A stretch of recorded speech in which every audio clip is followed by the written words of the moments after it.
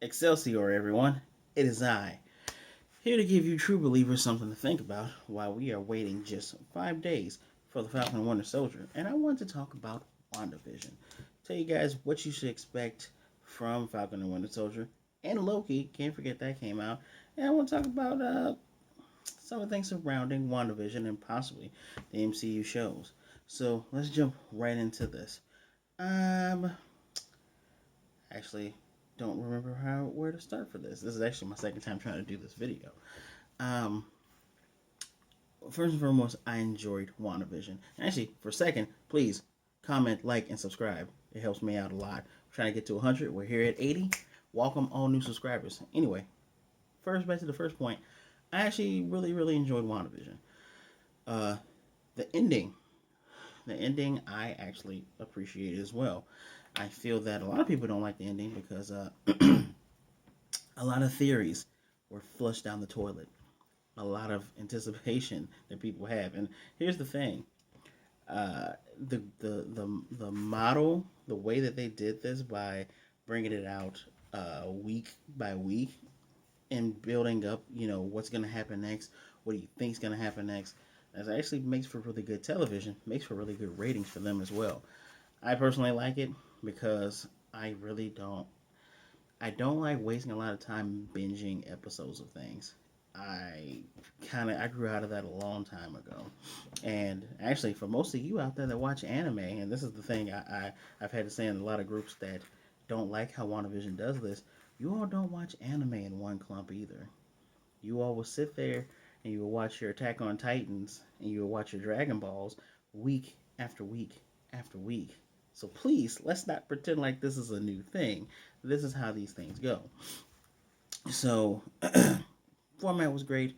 I enjoyed the different type of storytelling. There was no way you could do a Wanda and Vision movie, a straight 2 hour or 2.5 hour movie. With you would miss a lot of the nuances and a lot of things that went into this. And yeah, Marvel did drop a lot of hints and a lot of throwbacks. Seeing the Grim Reaper's helmet and scythe, seeing a shout out to Wonder Man, who is in the comics. That's actually where Vision gets his brave wavelengths, which gives him a personality, gives him a soul, if you will. And as we see at the end of this show, White Vision has his pupils, he has his eyes, as he is reminded by the literal manifestation of his Mind Stone soul to remind him who you are and where you come from. Time will tell to see if he actually changes color. Because when Vision came back after doing his own thing with making his own family, his colors were green, red, and yellow, and not that gaudy purpley yellow and lime green. I like the more matte color. So he came back with different colors. As I stated earlier, his colors is basically based on his personality, what he's feeling.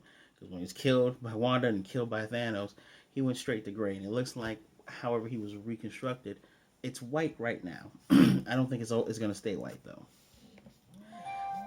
The next thing I have to say is who else like this? According to some people that I've talked to, and some comments I've seen, a lot of comic book purists enjoy this show. They take the source material taken from House of M and the Vision and the Scarlet Witch comics, as well as some other stuff here and there that they had to take to borrow to add on to not just Agatha Harkness, but to add on what was going on with Vision, the Vision Quest, which is how we got White Vision.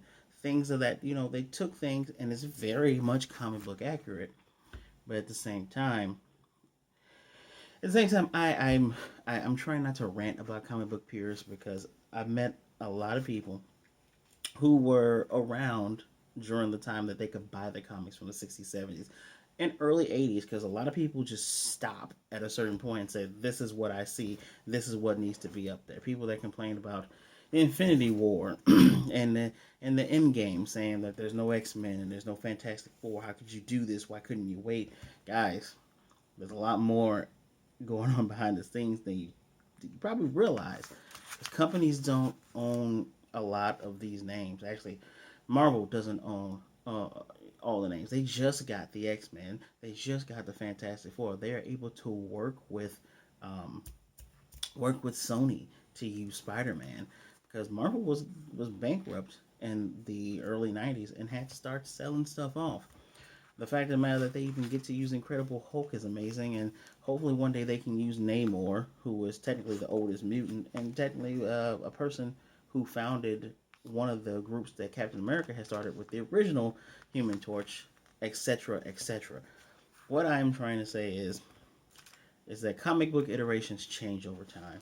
We recently just had a She-Hulk where she looked where I'm I'm taking a stab at the artist. I don't think he knew how to draw a feminine looking Hulk and just said I'm just gonna draw her being giant and huge, even though there are many female bodybuilders that still look feminine and still look very, very powerful. Thank you very much.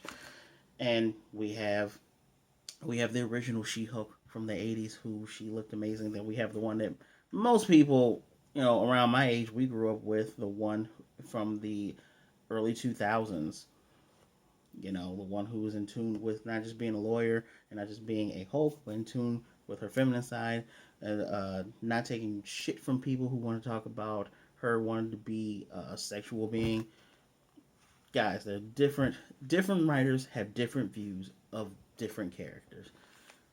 There's a reason why I like Cyclops, and it's not because of Jim Lee's run, because while Jim Lee is possibly the most famous and maybe the best designer of the X-Men, I can say that. I don't like how a lot of things went personally. So again, we can't.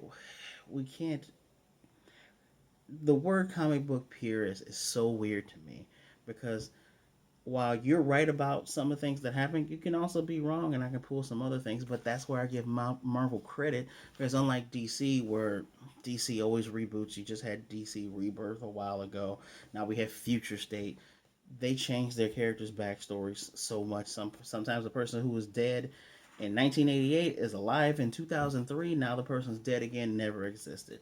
That's just how they work. But I give Marvel credit because you have characters that, yeah, Spider-Man remembers when he met Doc Ock, and we're gonna keep that thread going, and we'll just change it from 62 to 82 to 92. Well, probably sticking with 92 because then he can still be in his 30s and 40s, right? The one I do want to give a shout out to Constantine. He was actually the first comic book character who has aged over time. I think they aged him all the way up until 63, until he had to do the soft reboot. Can't just kill him off, right? But yeah, I know this is a show that purists like, and this is gonna be a show that hardcore people like. And honestly, I encourage a lot of people to watch the Marvel television shows because while Kevin Feige says you don't need to watch these to watch the movies, there will come a time that if you did not watch WandaVision, if Wanda shows up in Spider-Man 2 and you're like, well, when is she able to do that? Sorry, Spider-Man 3. Or if she shows up in, when she shows up, not if, when she shows up in Doctor Strange in the Multiverse of Madness, and you're saying, well, why is Wanda going after those kids? When did she have kids? And you didn't watch the show, that's literally on you. I'm not telling you to buy it to get a subscription to Disney Plus. I'm saying that if you fully enjoy this and you think it's something you want to watch and you want to be abreast of what's going on, watch these shows. Even if you find some way of getting this information, it's worth your time, and it's worth your time watching. Now, what's literally next for Wanda? There's talk that they might want to do a WandaVision season 2. Don't think you really can with this type of story. You might be able to have like misadventures of Wanda and her children, or Wanda and another character, or even just have these characters in another setting. You can possibly do that because, like I said earlier, with comic book purists liking the show, I can. This felt very much like a comic book show. It was really good, really, really, really, really good. I think where a lot of people are disappointed is that they just had expectations and they didn't come true. Now, what well, actually, I don't want to skip over this point about the mutants. So it's like mutants. Oh no! Like I said in my review of episodes 8 and 9, Marvel had already recanted because they didn't own the term mutants. They didn't own X-Men. They didn't own Magneto. They already recanted Quicksilver and the Scarlet Witch to being beings that weren't mutants and the higher evolutionary had tinkered with their biology. Wanda's lineage comes from the Scarlet Witch. Her great grandfather is the Scarlet Warlock. She has ties with mysticism and magic. And honestly, I think it's honestly about time that we got to the magic part of the MCU. We focus so much on space, and that's probably going to be a big deal going into the television shows because you can do more things in space and pull more things out, and then it can be referenced later on in the movies. I remember in first Thor movie that a lot of people say is really bad, it's just really boring. He said science and magic where he's from is the same thing. It's just what you call magic, you just don't understand. Which, yes and no. It's become very clear since Doctor Strange and since WandaVision that magic is a thing that you can learn, but at the same time, a lot of people who are born with these abilities, they can they can manipulate magical energies, and there is some thought that has gone into this, which also opens up the doors to things like the Midnight Suns, which has Doctor Strange, has Blade, has Ghost Rider. I'm missing. Am I missing a third person? Missing Damian Hellstrom. Those type of characters. And Mobius. I don't really care about Mobius, but yeah. So what should you expect from Falcon the Winter Soldier? Early screenings, people are saying it's great right out the gate. I expect this show to be much like the Winter Soldier and Civil War series. It's going to be espionage. It's going to be action. If you're the type of person that you don't like sitting there thinking, oh man, what's going to happen next? Who's behind pulling the strings with Wanda and Vision? You're going to like this because you're like, oh man, can't wait for them to catch this bad guy because I know it's the bad guy. Who is leading these guys? You're not going to have to think a whole lot about what's going on. As for Loki, given that we saw that Wanda is they brought up Nexus and didn't flesh that out. She's a Nexus being. If they don't flesh it out in Doctor Strange and the Multiverse of Madness, they will flesh this out in Loki, because I bet 100% that the Loki series, while the main Loki is from Endgame, where they had split the timeline, where he took the cube and ran away. The comic is based on his Loki, Agent of Asgard. There will be the Tribunal. He will be going through dimensions and be going through time to correct things that are going wrong. So, all you fangirls out there that love Tom Hiddleston, you're going to get a lot more of him. Tom Hiddleston kind of prints money for the MCU at this point. And this is a way for him to stick around, but we won't have to see him in the movie screen. Now, Loki was reincarnated after Ragnarok when Asgard winded up in Oklahoma. And the younger Loki was a splintered piece of the soul of the original Loki. So who knows, they could also, towards the end of this, find a way of that happening. And then when we get to Thor Love and Thunder, Thor has his brother back. That is a thing that I think may or may not happen. Now, let's talk about X-Men. That's why I got Deadpool up there. They're not going to change Deadpool at all. The wonderful thing about Deadpool is how he was able to move forward in time, show his backstory, and keep things straight on the path of this is what happened in comics. I'm changing it a bit, and this is what's happening now. You're not going to be lost. Enjoy this movie. What they can do with the X-Men is one or two things. You can just start right now. Because of what happened with the Multiverse of Madness, worlds have collided, things have smashed together, all of a sudden mutants are appearing. And this is how you start with a younger cast and move your way up. You can do it like X-Men Evolution, where somehow Charles Xavier has been hiding mutants from the world, and there have been skirmishes around the world concerning mutants with normal people, and they're taking care of it. They're secretly stopping mutants from being seen in a bad light until one day, boom, Apocalypse shows up, and everybody's like, oh crap, this is what's going on. Okay, we knew that Magneto guy was a mutant. XYZ. You can do that. I think it's kind of a bad call.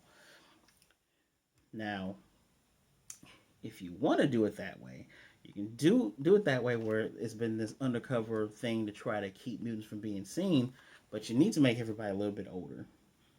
Have these characters in their mid to late 30s, pushing 40s. Because I don't think people really want to see a younger Storm, a young Storm, a young Cyclops. They don't really want to see the things that you showed in that last Phoenix movie, the Apocalypse movie. You need to have these characters older and have leaders. And the cool thing that you could do when you after you do these movies, you can have a Marvel show where you're showing the younger X Men, the X-23s, the Dust, the I always forget Santos' name, the Rock Slide, the Aloe, those characters on the side while you bring in some of the other characters. You can bring in Cyclops, giving them a mission. You can bring in Storm, giving them a mission. You see where I'm going with this. But the one thing I would hope they would do that they probably won't do is in Multiverse of Madness, some worlds just assimilate, and while Strange, Wanda, and a Spider-Man and a couple other select people that were with him, while they remember the world being a different way, all of a sudden there's always been mutants here. What are you talking about? This is not a new thing. It can just be a consequence of the world, and you just go forward from there. We really don't need to see a backstory about how Xavier and Magneto met. And I'm kind of sad that one of the things that might happen to Magneto is he won't be a Holocaust survivor. I really love his tale of how dealing with a trauma like that morphs a person into becoming what they are today. And eventually, Magneto joins the X Men years later. He goes from that happens in the mid to late 2000s, but it happens. Another cool thing you could do, you can do the Bosnian incident. A lot of people died in that. A lot of stuff happened. That could be where Magneto comes from. But at the same time, I liked that Holocaust angle. I really appreciated that angle. Who, I don't really care what you do, Professor X, because you guys aren't going to have Sir Patrick Stewart. So I really don't care. Apparently, if he hadn't done Logan, he probably would have done the MCU. So thank you, Fox, for messing that up. But I can see this going many different ways. And the thing I want to express to you guys, it is fun to have these debates. It is really really fun to talk about what they could do, what they should do. It's half of the fun of watching a week to week show to being like, hey, I think this guy has something to do with this stuff. You gotta temper your expectations, and if you're not gonna temper them, try not to be upset when what you think's gonna happen doesn't happen. That's just all the fun of talking about these things, and that's part of the reason why I enjoy talking about them. I I don't consider myself a comic book purist. I consider myself a person that I want you to use the source material. What makes this character, and then you change it. What made Black Panther Black Panther? Well, Black Panther was an arrogant jackass in the comics. Chadwick Boseman was not an arrogant jackass. What he did take from there was he is struggling to keep tradition and to keep his tribe and keep his people happy and safe, while at the same time trying to make a brand new way of doing things, trying to make a way of having Wakanda be part of the world and not be hidden, for the world to see how great they are and see what they can offer to it. And that was the essence of the character. Ryan Coogler did a great job. Rest in peace, Chadwick Boseman. You did a fantastic job with that as well. That is what I mean by using source material. You don't have to go panel for panel. Panel for panel is how we got Daredevil. Panel for panel is not really how we got the first Thor movie. They just forgot to add a villain. Loki's not really the villain. They forgot to add a real villain to that movie. So that's that. And I actually want to hear from you guys. If you're a comic book purist, did you enjoy the first Daredevil movie? Be honest. I love Michael Clark Duncan. Also, rest in peace. He was a fantastic Kingpin. But did you like that movie? Because if you thought that movie was trash, then you're not a comic book purist, because it happened just like that. Thank you guys for showing up and listening to my talk about WandaVision, what I think is going to happen next, how I felt about the show. Remember what I said. Falcon Winter Soldier is going to be action packed. It's going to be fun. You got, 6 to 8 episodes. They should be between 50 to 60 minutes. That's what they said. So don't fret. I think another issue that came with WandaVision that I actually looked up was that WandaVision had started shooting in November 2019. That is when we first found out about coronavirus. And they actually had to stop shooting in March. And they had to resume a little bit after that, probably, I think, around May. So, yeah, look at some behind the scenes. They're wearing masks and trying to figure out this protocol thing. So, they didn't shoot this right around the time when we all were coming up with theories. And right around the time when we found out about it being connected to the multiverse, they shot this in advance. So, sorry for talking your ear off. I really hope you enjoyed the discussion. Please remember to like, comment, and subscribe. Hit the notification bell to get notified of more videos like this. I do special videos like this from time to time. I'm going to try to get this out quick like a bunny. Pardon me. Please remember to share this video. Show all your friends, comic book friends, those around you that enjoy shows like this and enjoy talking about X-Men and what goes on in the MCU. Maybe they'll enjoy this conversation as well. As always, guys, I appreciate your time. Please be good, be blessed. Wear a mask, wash your hands. Black Lives Matter. Be good to yourself and be good to others. Please don't be a jerk. And I will definitely see you next time.